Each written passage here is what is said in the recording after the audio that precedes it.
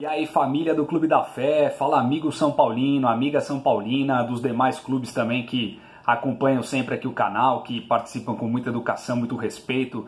Sejam muito bem-vindos ao Tricolaço FC. Felipe Sandri na área. Falta um dia para o grande confronto do São Paulo, confronto que provavelmente vai definir aí o que vai ser o São Paulo neste ano, né? Claro, muita coisa ainda tem para rolar, muito campeonato tem para acontecer, mas de certa maneira todo o esforço da diretoria, as contratações e investimento que foi, né, canalizado aí nesse ano, tinha como foco a disputa da Copa Libertadores da América. E nesse momento esse jogo é o jogo-chave do São Paulo, é o jogo que vai ditar o que vai acontecer, né? A partir daí, o que vai acontecer nos próximos dias aí no São Paulo. O Raí foi enfático em dizer que o Jardine permaneceria no São Paulo, pelo menos até quarta-feira, mediante ao resultado aí a gente sabe como que é o futebol brasileiro. Convenhamos, né, galera? É fato que se o Jardine perder, se o São Paulo for desclassificado, o Jardine vai cair e a gente já começa a pensar a respeito do que o São Paulo poderia trazer como treinador. Pelo que eu estava conferindo aí nos bastidores, Wagner Mancini não é um nome que o São Paulo vai querer colocar. Eu vou ficar extremamente surpreso se caso o São Paulo não se classifique, caso o Jardine de fato caia automaticamente após esse resultado, eles colocarem o Wagner Mancini para assumir o tricolor. Eu acho que isso não vai acontecer. Mas aí eu fiz um levantamento, né? Porque eu vou dar a minha opinião e até gostaria muito da opinião de vocês também aqui nos comentários. Vocês acham sinceramente que se o São Paulo não se classificar, o Jardine permanece?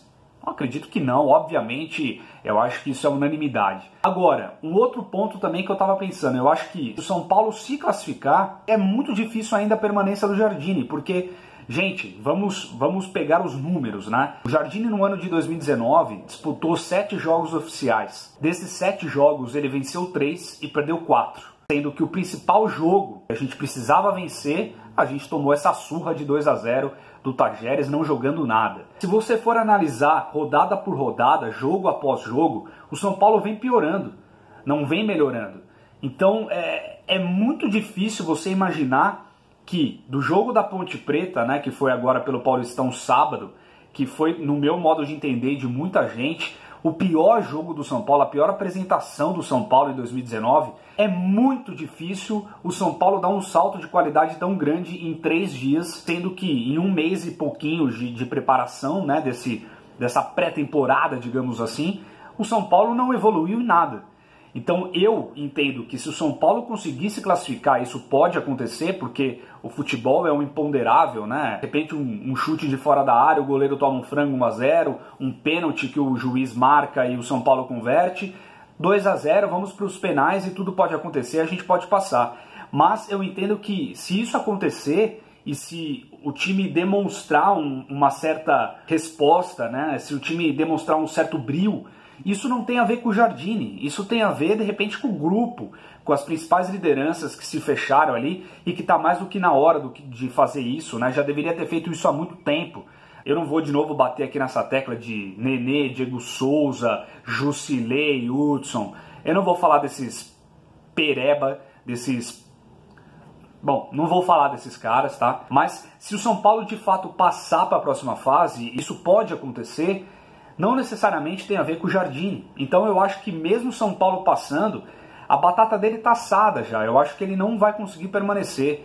E aí o Leco, né, esse desgraçado, como eu venho falando aqui, ele é muito esperto, né? Ele não vai queimar cartucho, né? Então ele não demite o Jardine agora, não demitiu o Jardine agora, principalmente depois da derrota contra a Ponte, porque ele sabe, né, que ele pode queimar o cartucho. Caso o São Paulo seja eliminado na quarta-feira, o foco principal, principalmente da imprensa e tudo mais, vai ser o Jardine. Por isso que o São Paulo ainda não demitiu o Jardine.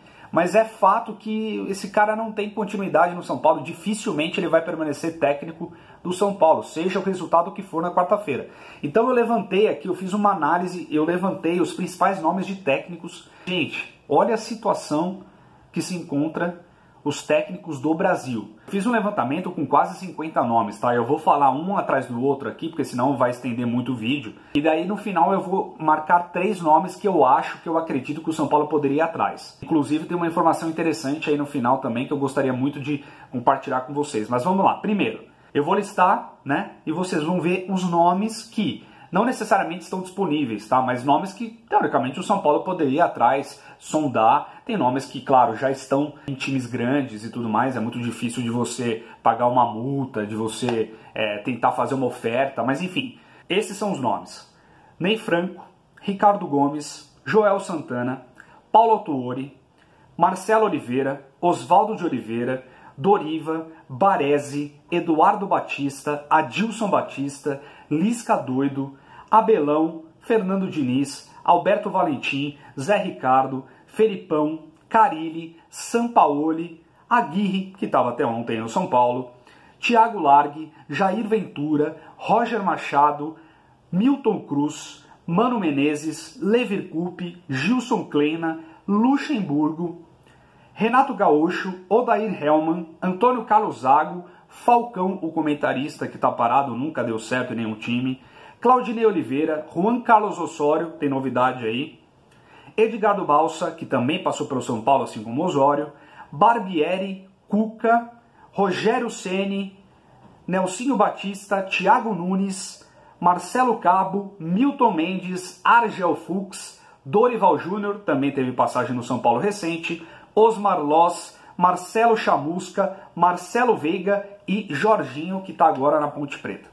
Galera, são cerca de 50 nomes, eu não me ative somente em campeonatos de Série A, e sim peguei em Série B também, eventualmente, só para dar um cenário para vocês dos treinadores que a gente tem no futebol brasileiro. Agora me diz, nesse momento complicado do São Paulo, onde a gente precisa de um técnico parrudo, de um cara vencedor, experiente, que tenha costas largas, que tenha o respeito do elenco, quem desse grupo, desses 50 nomes quase, que poderia pegar o São Paulo, matar no peito e falar: daqui eu vou fazer esse time jogar, a gente vai ganhar pelo menos um título, vou fazer o São Paulo voltar a ser respeitado. Eu, no meu modo de entender, e aí convido vocês a participarem aqui, deixar nos comentários, consigo elencar 3 nomes dessa lista de 50. Cuca, que a gente sabe como é que tá na situação, né? Teve uma cirurgia recente e tudo mais, tá cuidando da saúde, mas parece, segundo bastidores, que a diretoria do São Paulo, o Raí, já andou falando com o Cuca. Já mostra uma sinalização da diretoria. Segundo nome que está muito presente aqui nos comentários de vocês, Luxemburgo. Eu, a princípio, estava muito reticente com o Luxemburgo, mas olha, eu acho que pode ser um choque, que é o que o futebol brasileiro mais faz, né?